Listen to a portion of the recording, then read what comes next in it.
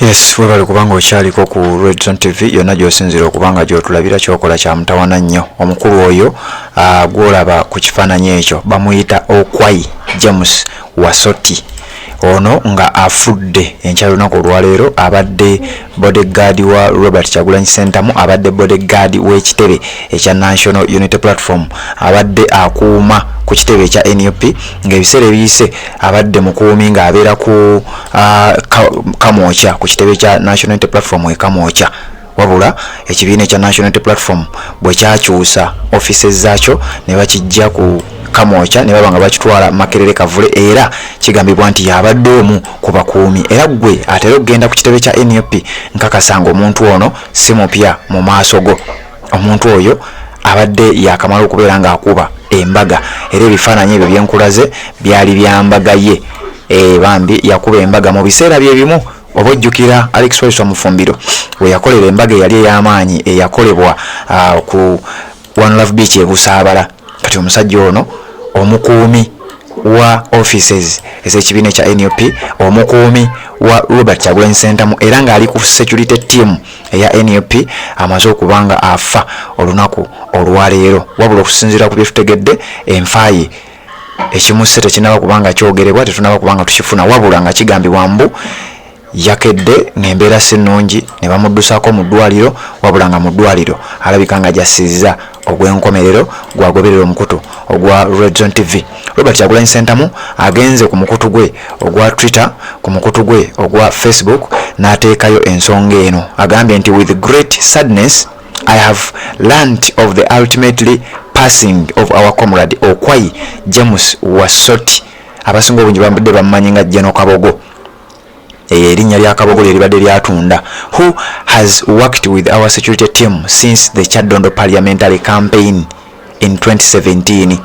Nti n'obulumi obw'ekika ekyawaggulu ngufunye amawulire ag'entiisa ag'okufa kwa munnaffe amanyiddwa nga Okwai James Wasoti, abangi gwe bamanyi nga Kabogo. Ono akolaganye naffe naddala ku ttiimu yaffe ya security okuviira ddala mu kalulu ak'ekyaddondo. Abadde ku security team eya Robert Kyagulanyi Ssentamu okuviira ddala mu kalulu ak'ekyaddondo, era nga n'olwaleero abadde akyaliko y'omu ku bantu bambi ababadde ab'amazima ennyo naddala eri Robert Kyagulanyi Ssentamu.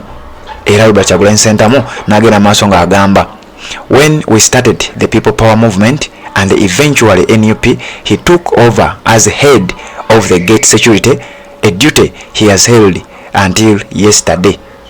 Nti okuva wetwakyusa ne tuva mu People Power ne tudda mu NUP ne tukola ekibiina, oba okuva wetwakola branch okuva ku People Power ne tuzaala ekibiina kya NUP, omusajja ono amanyiddwa nga Okwai James Wasoti yakyuka n'abeera nga ye mukulembeze oba akulira security ekuuma gate eza offices ez'ekitebe ekya National Unity Platform.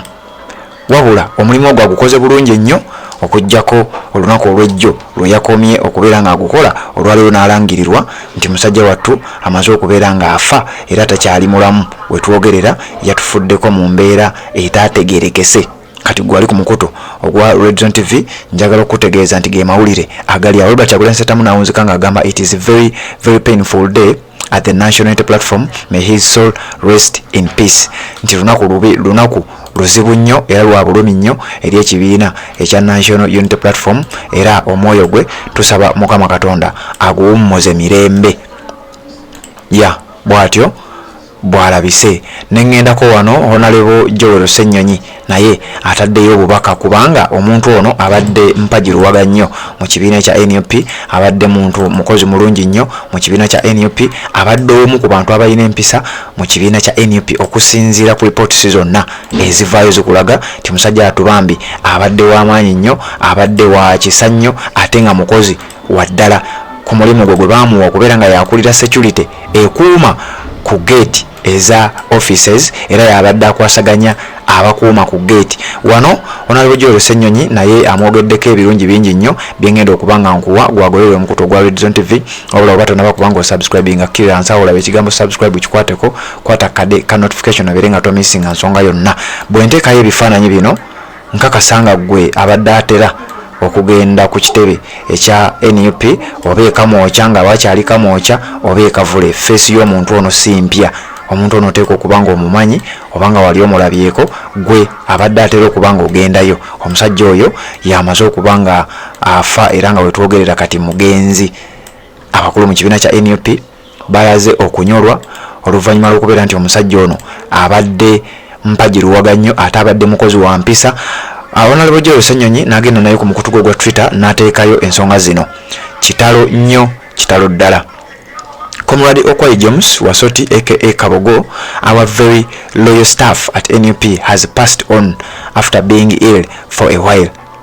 Nti munaffe amanyiddwa nga Okwai James Wasoti abangi gwe bamanyi nga Kabogo abadde staff mu kibiina kya NUP ali loyo ng'abeera ku mazima si mulyaye tabulankanya kintu kyonna abadde akola omulimu gwe nga bw'alina okuba nga agukola oluusi n'okusinga obadde olowooza.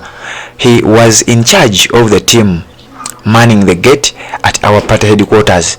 Nti abadde akulira ttiimu ebadde eya security ng'ekuuma ku gate eza offices ez'ekibiina kya NUP wonna woba ozisanze.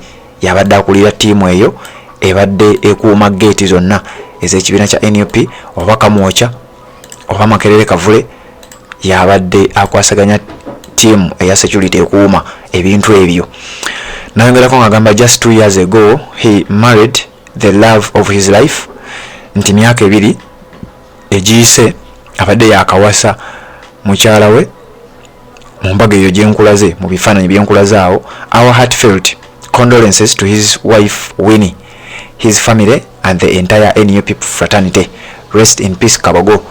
N'ategeeza wano Joel Ssenyonyi nti okusasira kwaffe okw'amaanyi ennyo okwennaku ennyo okugenda eri mukyala we gw'abadde yakakuba embaga amanyiddwa nga Winnie ne family ye ne ttiimu yonna ey'ekibiina ekya National Unity Platform.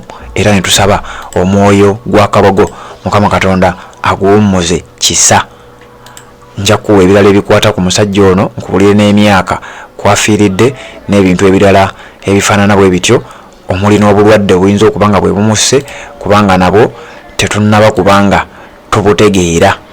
Ttiimu emuliko bw'enaaba emaze okufulumya ekiwandiiko ekiri official oba information eri official tujja kujja wano ku Redzone TV tubeere nga tubikuwa nga womanyi nti ffe bwe tutyo bwe tukola. Weebale kubanga okyatugoberera yonna gy'osinzira okubanga gy'otulabira ate naba kubanga osubscribinga nga bwentera okugamba kkirira wansi awo olaba ekigambo subscribe kikwateko kwata kadde ka notification obeere nga tomisinga nsonga yonna tuwuliziganye ate mu updates eziddako Redzone TV kw'oli.